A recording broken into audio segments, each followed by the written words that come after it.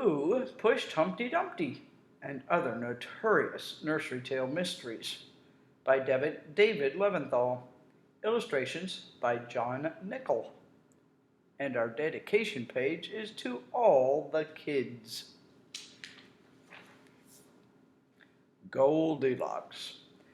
There are 8 million stories in the forest. This is one of them. It was a typical Sunday morning for the bear family. They had gone out for a walk while their porridge was cooling. I was working the robbery detail out of the Pinecone Division. My name's Binky. I'm a cop. The call came at 12:15 p.m. It was Mrs. Bear, and she was upset. I knew I'd better get out there right away. Officer Binky, look at our house. Someone's been eating our porridge and sitting in our chairs and sleeping in our beds. We found her snoring away when we came home. Luckily, Baby Bear scared her off. I calmed them down, and then I started to look for clues. A strand of blonde hair, an empty porridge bowl, blue cloth on a broken chair, and a rumpled quilt. I'd heard that story before. It could only be one dame, Goldilocks. I nabbed her trying to make a getaway. Down at the station, she confessed. I was hungry and tired, she said. They'll feed her 3 meals a day where she's going, and she'll have plenty of time to rest. Case closed. Hansel and Gretel. You get all kinds of people coming into a police station. Some are crying, some complaining. But until today, I had never seen one coming riding in on a broomstick. I know my sister is a witch. I'm a witch, and our mother was a witch. But she is still a person. Well, at least sort of. And she's been missing for over a week. So I want someone to look for her. Binky, I said to myself, this isn't going to be your day. I took down the information.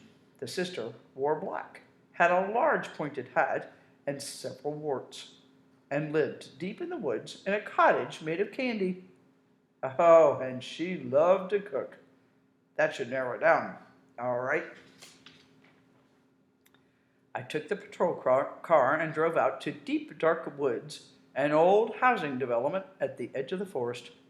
If there were witches to be found, this was where they would be. They didn't call it deep, dark woods for nothing. No one lived out here. There was just a cottage that belonged to an old woodcutter. I knocked on the door. I knew you would come someday, said the old woodcutter. He called to his children. Oh, Hansel, Gretel, come in here, please. We have to tell the officer what happened. I listened to their sob story. Once upon a time, the family had no money, no food. So the kids' stepmother had an idea. She told their father Hansel and Gretel had to go. And go they did, deep into the woods where stepmom and pop left them. We really didn't mean to eat that house we found, Hansel said, but we were so hungry. We would have helped fix the roof we ate, honest, chimed in Gretel. But all that witch wanted was to fatten Hansel up like a pig for dinner.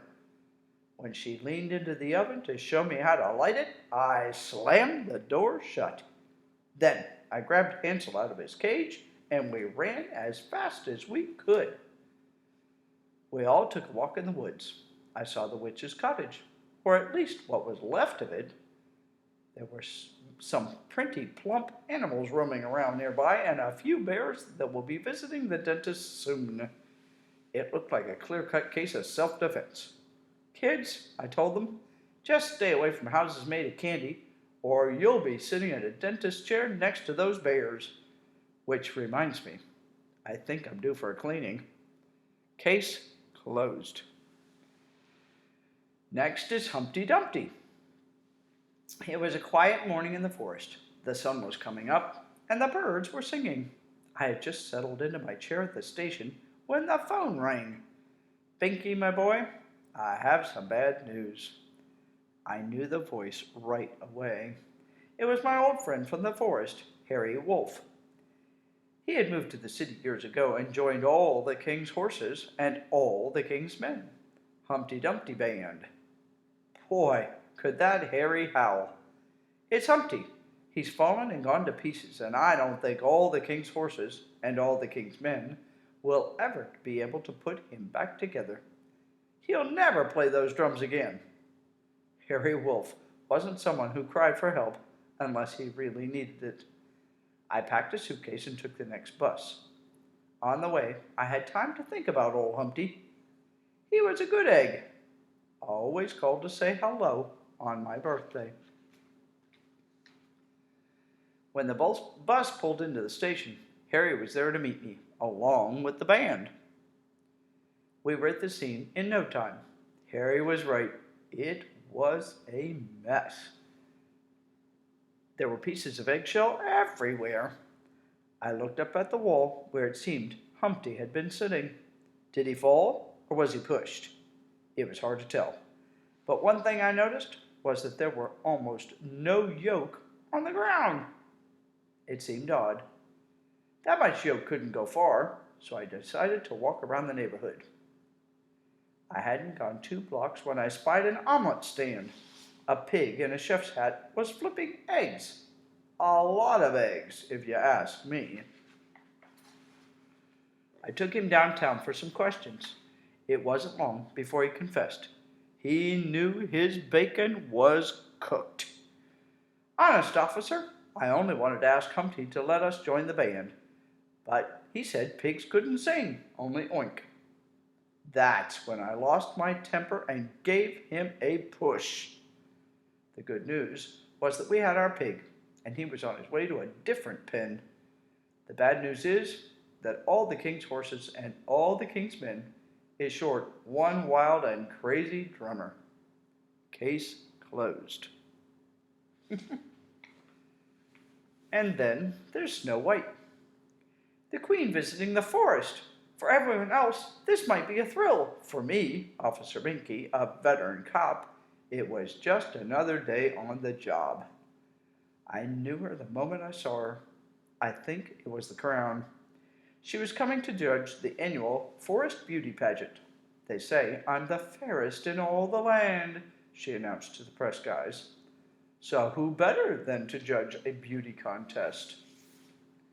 The pageant would have the usual contestants: Elsie the cow, Henrietta the pig, and the sweet girl who cleaned for the 7 dwarfs. I think they call her Snowflake. No, Snow White. I saw Snow White once.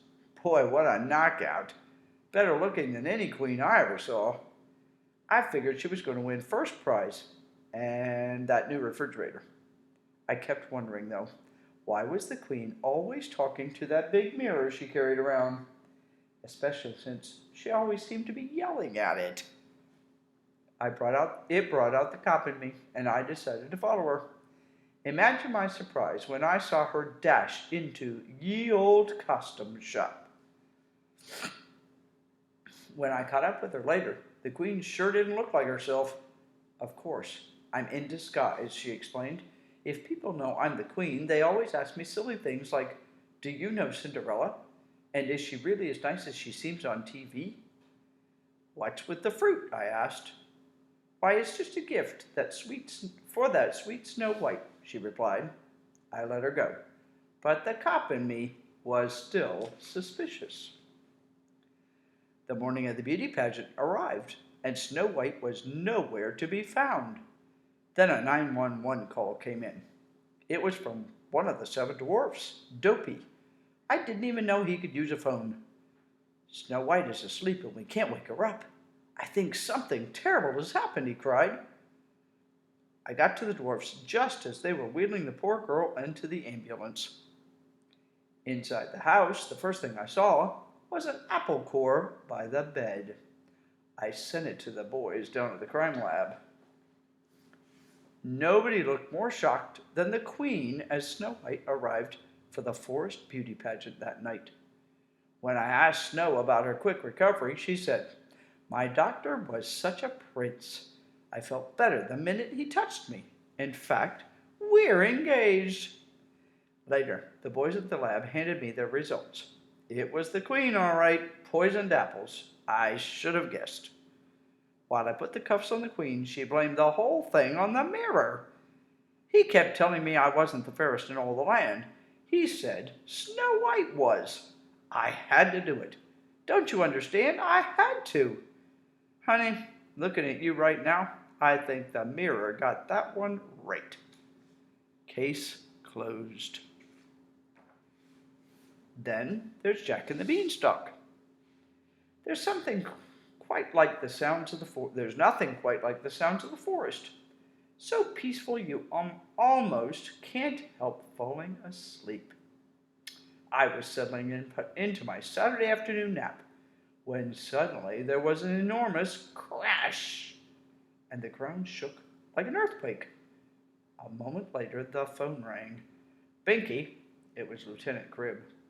There's been an explosion somewhere near Old Market Road. Get over there. I hopped into my patrol car and sped off. At the scene, I'd never seen such a mess. Next to a little cottage was a huge hole in the ground, leaves and branches all over the place.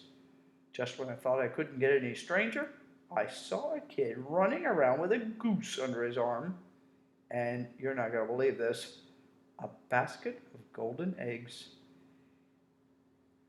Carrying on to the beat, the band was some woman, must have been the kid's mother, carrying on, yep. Oh, Jack, I was so worried about you. Why did you climb up that beanstalk? She cried. I sat them all down and tried to get the straight story. The kid started going on about how he traded his mother's cow for some magic beans. The mother piped up. Like any sensible dame, she'd thrown the beans out the window. And then this morning, voila, one big beanstalk. Now, it was the goose's turn to talk. Even with all her honking, she made more sense than the kid and his nutty mother. You see, officer, she began, many years ago I was kidnapped by an awful giant. He took me up to his castle in the sky and forced me to lay golden eggs for him, day in and day out. Then this morning, something exciting happened at last. A boy came to rescue me. I told the boy, we'd better leave quickly, but the giant saw us and started yelling, fee, fi, fo, fum. I can't tell you how many times I've heard him scream those words before catching some poor fool and eating him. Jack picked me up and we ran for the beanstalk. The giant, hard on our trail. Fortunately for us, he was clumsy. He tripped on the first branch and went crashing to the ground. What's left of him is in that large hole over there. Now, I knew it had caused the explosion and the earthquake. Of course, getting the lieutenant to believe me would be a whole different story. I took a deep breath. Okay, Goldie, let's you and me go down to the station house, I told the goose. Lay a couple of those golden eggs on the way. We're going to need proof. Case closed. What an inventive way to tell a tale.